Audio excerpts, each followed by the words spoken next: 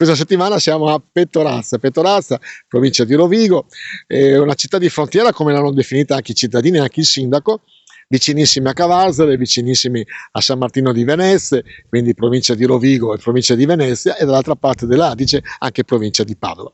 Andiamo a scoprire gli abitanti, il sindaco e le caratteristiche di questa città, Pettorazza, con il sindaco di Pettorazza Grimani, Andrea Grassetto. La prima domanda classica: com'è il cittadino di Pettorazza?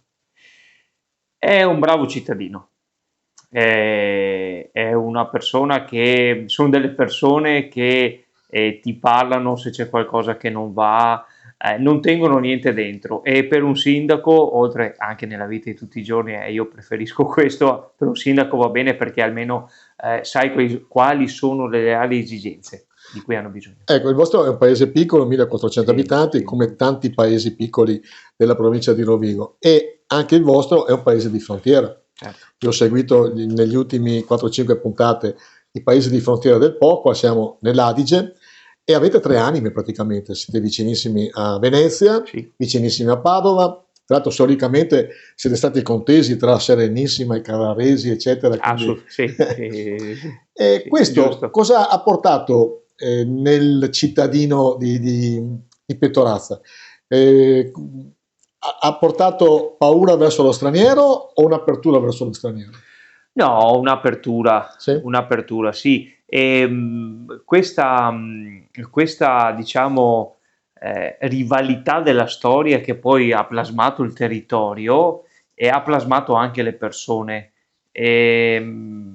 Io ho avuto la fortuna, sia per piacere e sia per lavoro, ancora oggi lo faccio, di viaggiare molto, e non solo di viaggiare nel viaggio delle Turistico. ferie turistico, ma di viaggiare proprio per il Veneto, oggi ancora di più con un cambio di lavoro che ho fatto di recente.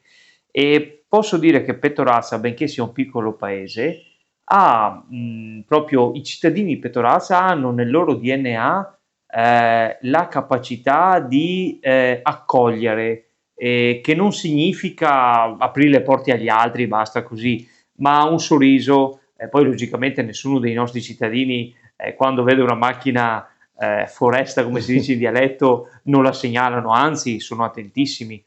Però comunque un sorriso prima di chiedere chi sei, lo vedo sempre fare. Quindi diciamo che questa storia ci ha un po' plasmato nel bene. Pettorazza, perché vale la pena abitare qua? Perché è un paese tranquillo, non c'è criminalità, si sta bene, ci si conosce tutti, in un attimo si è a Rovigo, a Cavarzere con tutte le comodità e secondo me ne vale la pena. Ma una domanda, siete più vicini a Rovigo come mentalità, a Cavarzere e Venezia come mentalità, o Padova? Siete una città di frontiera un po'. Sì, è vero, perché noi siamo l'ultimo paese, diciamo, in provincia di Rovigo, però sì, forse la mentalità più di Rovigo. Ah sì? Un po' chiusa, sì, un po' chiusa. Per lavoro segue tutto il Veneto. Sì. Come colloca la provincia di Rovigo? La provincia di Rovigo ho ovviamente nelle mie corde, credo sia una provincia che nel passato ha perso dei treni importanti, soprattutto legati allo sviluppo turistico-culturale e anche paesaggistico. Non si può più recuperare oggi, è difficile recuperarlo questo. Partiamo dalla viabilità, sento da quando ero Che è piccino la uno dei Romea problemi, è vero? commerciale, sento il prolungamento della Traspolesana, e tutti conosciamo, però ho sempre sentito parlare, poi alla fine le opere non sono arrivate. Quindi questo, diciamo, tempo che è passato non lo recuperi più. D'altra parte però abbiamo anche salvaguardato un po' il territorio dal punto di vista urbanistico, perché alcune parti del Veneto che io visito, sicuramente dove i servizi, il livello medio magari del PIL, il famoso PIL, perché ormai è tutto Sì. misurato, no? Siamo tutti misurati, in generale i servizi, chiamiamoli così, sono magari migliori dei nostri. Però vedo capannoni sfitti, aree industriali con erbe incolta. Noi qua, diciamo, questi scheletri non li abbiamo, però abbiamo perso dei treni. e il mea culpa la deve fare la classe politica. I paesini sta bene, su città grande no. Allora preferisco i paesini piccoli. Ma lei si sente di più di Rovigo, di Venezia, di Cavarzo? Cioè, sente la provincia di Rovigo come fondamentale per lui? Io abitavo a Cavarzo, di provincia di Venezia, Sì. 20 anni fa. E adesso abito qua a Petorassa da 20 anni. Però si sente forse più cittadino di Venezia, cioè della provincia di Venezia. Sì. Però anche Rovigo non è male, non è male. Voi avete un santuario importante che è il santuario di molto Papa importante, Fava. oltre 500 anni di storia. Sì, in provincia di Rovigo abbiamo tantissime città e paesi che hanno caratteristiche importanti. La prima domanda è: da voi c'è un minimo di turismo su questo? E la seconda domanda: secondo lei perché non siamo mai riusciti a fare un circuito? Questo tema è molto importante, anche se noi approfondiamo il tema delle fusioni dei comuni. Fondere un comune non significa perdere identità.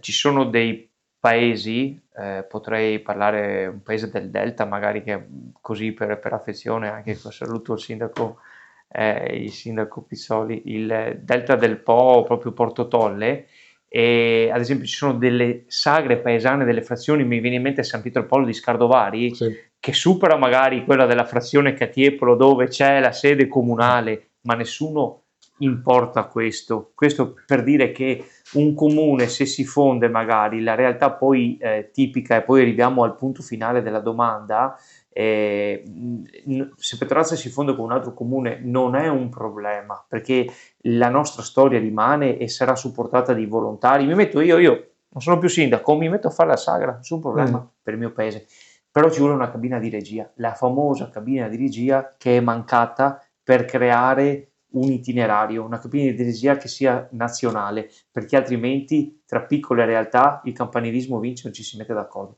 Però è venuto fuori che la fusione, l'unione potrebbe creare delle periferie. Ci vuole più che una fusione così proprio classica come si vede in giro, che non è un cattivo strumento, però potrebbe creare delle periferie dal punto di vista poi urbanistico e anche di servizi, un po' di deserto dei servizi, da una parte magari un potenziamento di alcuni servizi, ma un deserto dell'altra. Mi viene in mente una cosa subito: Petorassa siamo riusciti anche quest'anno a mantenere la prima classe delle scuole medie, ok? Con l'apporto di alcuni ragazzi che sono arrivati e delle loro famiglie che arrivano dal territorio di Cavarzere, perché ovviamente l'inverno demografico anche qui è evidente.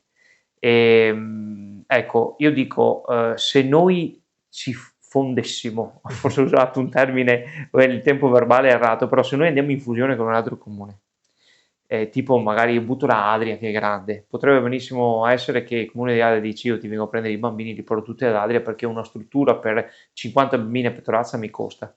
Ecco che allora lì si arriverebbe a una desertificazione di alcuni servizi, però magari l'erba sarebbe sempre tagliata a prato verde per, Sì, ecco, sì. questa sono due esempi molto facili ma reali, concreti.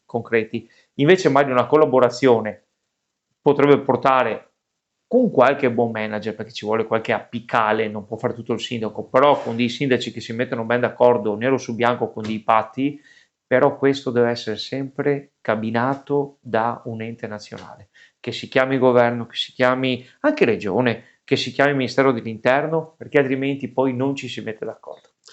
Il santuario di Petorassa Papa Fava risale alla fine del 600, ma la struttura attuale fu in gran parte ricostruita dopo il pesante bombardamento del 23 aprile 1945, venendo completata nel 1949 con una facciata in stile rinascimentale.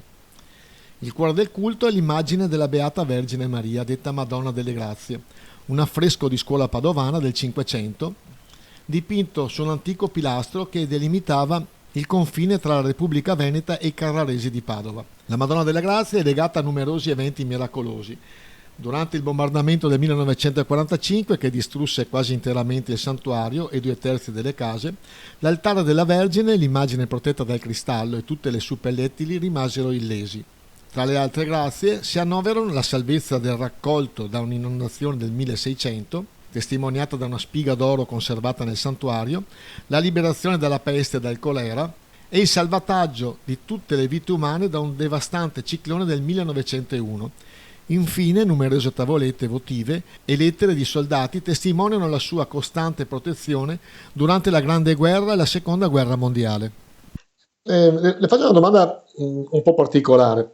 Il livello medio, secondo lei, dei sindaci della nostra provincia? Sì, molto buono. Sì. Sì, molto buono. Noi abbiamo cominciato, ed è una cosa magari proprio generazionale, abbiamo cominciato a trovarci, per merito magari di qualche sindaco che fa un po' il capo burlone, il capofila, no? Abbiamo cominciato a trovarci in incontri anche, diciamo, la cena, incontri Extra-istituzionali. istituzionali, e stiamo creando delle belle cose, perché poi conoscendosi meglio, bevendo un bicchiere, mangiando una pasta asciutta assieme, bevendo un caffè, e poi quando ci sono le cose importanti, io so già qual è la tua area che non devi invadere, tu sai qual è la mia, sai dove mi posso spingere io, perché poi è tutta una trattativa, no? Sì, La sì, vita politica è una trattativa, e questo ci sta saldando forte, quindi sì, siamo molto contenti e c'è una buona qualità di sindaci e delle sindache.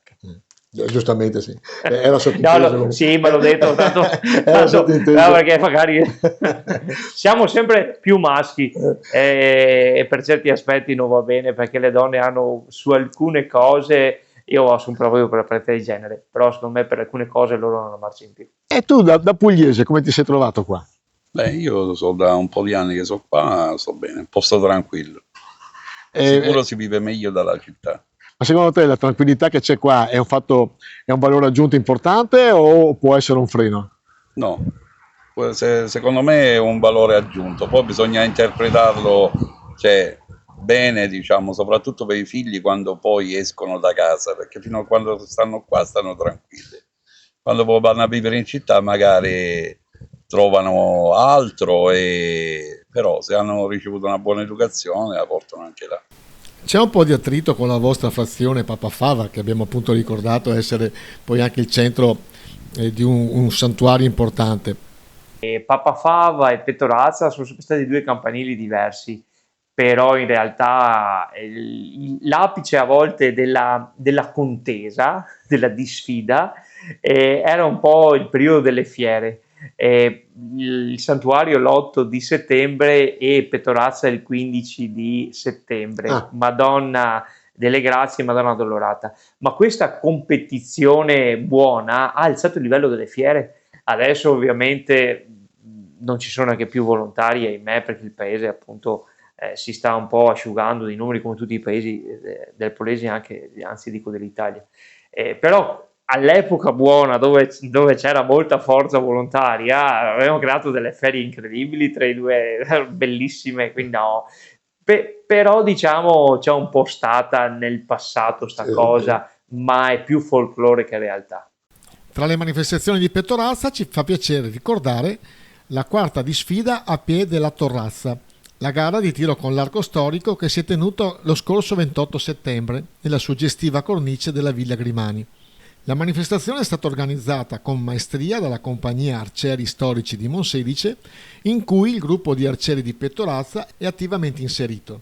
Questa sinergia tra i due gruppi ha garantito una perfetta riuscita, con il patrocinio del comune di Petorazza Grimani e il supporto delle associazioni Petorazza Eventi APS.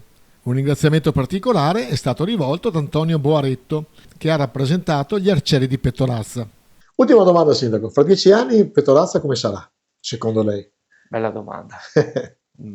Se avessi la sfera magica... O come, allora, diciamo, fra 10 anni come vorrebbe fosse Petorazza? Vorrei che almeno per certi servizi si cristallizzasse come adesso.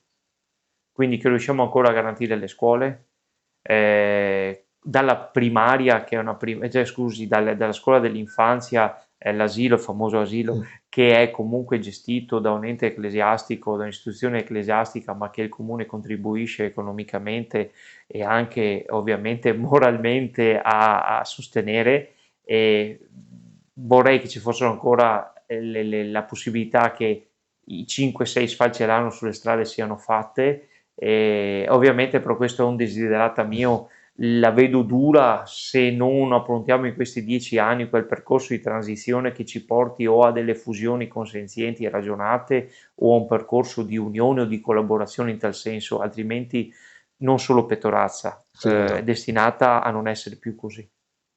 Grazie Sindaco. Grazie a voi, grazie Grazie. Leandro.